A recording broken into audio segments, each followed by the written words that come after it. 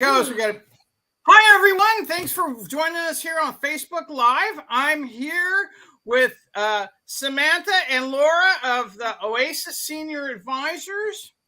And, one of the reasons we have you on is it's really kind of senior living isn't like we used to be in our grandma's day, right? It's really kind of complicated. There's lots of options, things like that. And so we really want to talk about that with you guys. So first, introduce yourselves and then introduce your company to us, and then we'll start quizzing you. Well, my name's Samantha Gilbo, and this is my mom and partner, Laura Gilbo. We help seniors find a home to live in when their home's no longer safe at Oasis Senior Advisors. Okay. So you really help people kind of navigate the senior living options, right? And kind of narrow down all the choices, right? Exactly. So we help them reach those resources that they need to accomplish their goals. So if someone comes to us and says, "Hey, I'm feeling like I've gone to the hospital maybe a couple more times than I should have, living at home alone, and I need some more support. What can I do?" We make sure that they have all of their options so they can make a decision on their own or with a family member. Okay. And so you guys are placement agents, right? That's correct. And what you do is help people decide to stay at home, move in with a relative, or independent living or assisted living, whatever they need, right? That's correct. We just give them the options, and then they have choices to choose from, so that they don't get put into the wrong place, or they don't have to go figure it out all by themselves. We have already investigated all the communities, and so they can use us as a resource so that they don't have to go through and search for places depending on the resources or the services that they need and their budget, the location, all of those good things. We help narrow down those options for them. Okay. And I know when we had to place my father-in-law, us girls, we didn't know anything about it. And we were going from place to place to place, and we didn't know which ones are good ones or bad ones. All we could tell is what we could see. And you help them actually do the research to find the best places, right? Exactly. So we find out what their likes are, what their dislikes are, what they need, what they want. Maybe they want to live closer to their daughter, or maybe they want to be closer to their church or their hospital, their doctor. So we go through their needs and their situation and then identify the best solutions to meet them where they're at.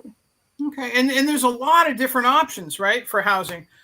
How do they differ? How do how do people make these kind of decisions?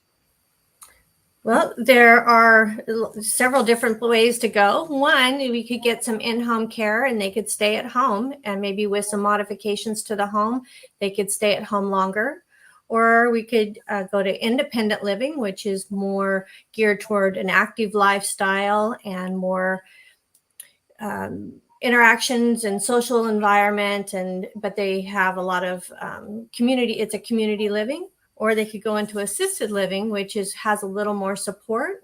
So maybe with activities of daily living, dressing, using the restroom, that kind of thing, maybe even transferring or getting to the dining room. Or they could go into memory care. Yep. And in memory care, usually you see a program that's meant to facilitate cognitive activities and get them stimulated so that it'll kind of slow that decline. Because as the dementia progresses, sadly, you start losing the ability to socialize, or you need medications that meet you where you're at so that you can thrive in the environment that you're living in. Okay, great. And you guys help people navigate that, right? Mm-hmm. Exactly. So to move into assisted living or a memory care community, a lot of people don't know that they'll need a 602. It's a form that you get from your doctor. They fill it in, and it goes over all of the things that you need, what you're able to perform. If you need medication management, assistance getting out of bed, if you need incontinence supplies or care, these things all come up so that the assisted living community can make sure upon the assessment that they can accommodate your needs. And it's good to know up front what they're able to do before even going through the process, because you can get your heart set on a great community and then they don't do diabetic care, or they don't allow pets, and you have a dog that you want to take with you. So there's a lot of factors that go into play. Right. And then there's different kinds of communities too. There's little ones and big ones and medium ones. Some of them have a lot of outdoor activities, others have indoor activities. Some have really great food. Others are more chill, right? Mm-hmm. Yep. Yeah. There are literally thousands of communities in the greater Sacramento area. Right. And I know everything from 2 people staying there to 200 people staying there, right? Yep, and even bigger. They're making new ones all the time, and expanding the supply in the greater Sacramento area. I know in Roseville we're getting a new really big community, and so it's just always changing, and that's why staying up to date with the communities, making sure we review their standing with the state. They get audited, and they get investigations happen when there's a complaint raised. Sometimes they're substantiated and sometimes they're not, but we maintain that in our system and to make sure that we're dealing with communities that are in good standing. Okay, yeah, good, because it's hard. You don't know if somebody files a complaint, if what's happened to it or nothing is, and you guys keep on top of that, right? Mm-hmm. And you're always talking to people to find out what programs they have too, right? Mm-hmm. Like, exactly. When I go, we need to find a place where there's card games happening all the time, because I like to play cards, right? So we need cards, right? I know I visited another community the other day where it's Asian people and they were playing mahjong, and these little old Japanese ladies were going to town, and they had all the, the food was different. There's all different kinds of communities out there with different kinds of amenities and vibes even, right? Exactly. Yes. Exactly. Some communities are much more quiet and sedimentary. Others are really active, and like some communities are just designed that way. That's their whole platform, is a more social, active platform. And then other ones are geared for more high acuity. One thing that you can expect from basically any one of the communities, though, is at least 1 to 3 meals prepared per day, included in the base rent. You can expect activities that are actually organized and planned and scheduled so that you know what time to be down there. They do outings, depending on if it's a larger community or a smaller one. Smaller ones can facilitate transportation in some cases, but the larger communities are more well known for those scheduled doctor appointment transportation services, and for going out to parks or museums and enjoying the casinos. Oh, the casinos, yeah, Thunder Valley. Right? I mean, everybody's got its own vibe, and they can go shopping or go to dinner with your friends out, do something out, right? All different kinds. So these senior communities, they're not for free. How do we afford them? Yep. So it is private pay, but there are some things that people do along the way. They can, plan ahead for long-term care, and then work through that process to have long-term care subsidize the payment.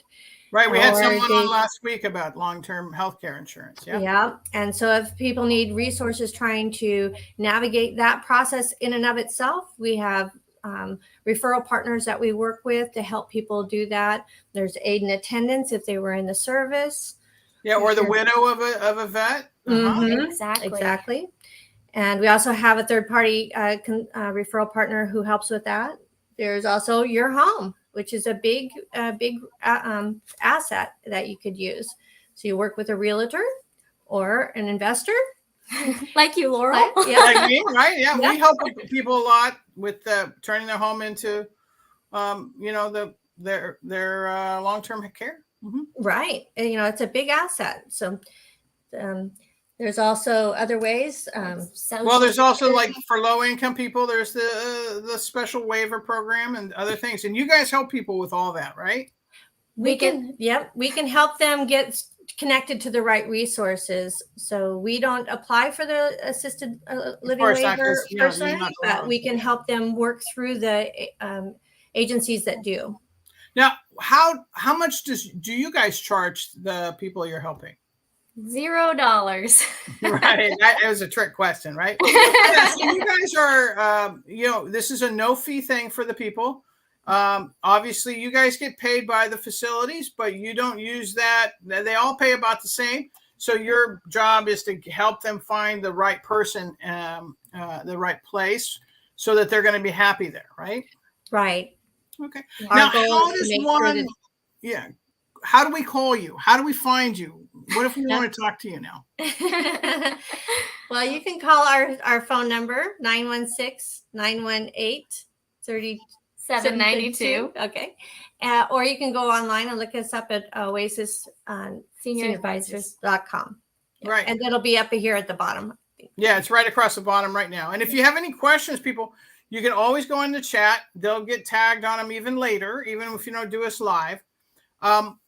If you're trying to figure this out especially for a loved one or for yourself, I really recommend that you get a placement agent to help. There are so many choices, so many things you don't know, ways to negotiate, right? Mm-hmm. You can, there is negotiation available here, and there's different programs that different facilities have. Some people have community fees, some don't. Some will waive that under certain circumstances. So having a placement agent to go to bat for you is really, really important. And obviously a mother-daughter 1-2 punch here with you guys is a great thing. Yeah. Yeah. And I think one of the things with searching online too is versus having a local agent that's helping you really, we have a relationship with the communities. Whereas if you're searching online, you might not have that personal touch. You might not, the person who's doing the computer part of it, the back end optimizations might not know what the communities are on a personal level and know how to work with them. Yeah, absolutely. Well, thanks guys for joining us. And thank you all for joining us here on our Facebook Live. Please share it, and you're more than welcome to ask questions later. We'll make sure that Samantha and Laura get the questions so they can answer them. Bye, Thank you everyone. very much. Thank you, Laurel. Bye-bye.